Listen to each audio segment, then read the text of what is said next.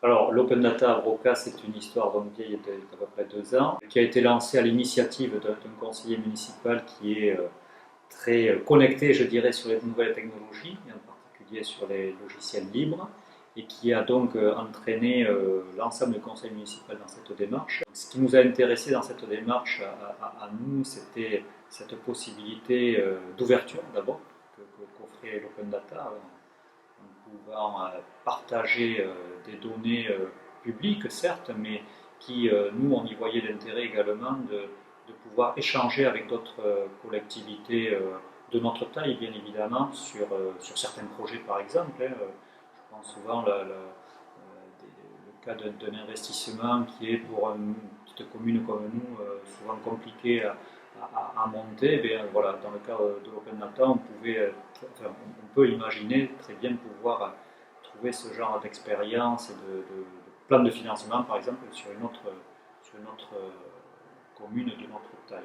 On a également organisé sur notre commune une petite rencontre de spécialistes un peu des données libres. Et ça avait été l'occasion à cette époque-là de réunir des gens passionnés venus de toute la France. Donc en termes d'ouverture pour notre commune, là aussi, quelque chose de très gratifiant, de très intéressant. Et ce qui m'avait énormément surpris agréablement à l'occasion de ces rencontres, c'est que la population de notre village avait été sollicitée, mais a surtout bien participé à ces rencontres. Eh ben, d'abord une reconnaissance de notre commune, hein, parce qu'il ne faut pas non plus se voiler la face. Hein, à partir du moment où on fait parler de notre commune, d'un village, eh bien forcément c'est toujours gratifiant pour la municipalité, mais pas que, également pour les habitants. Et puis ensuite, on a initié des échanges. Et moi, pas mal de collectivités, parfois bien plus importantes que la nôtre, sont venues nous rendre visite pour savoir un petit peu comment on fonctionnait.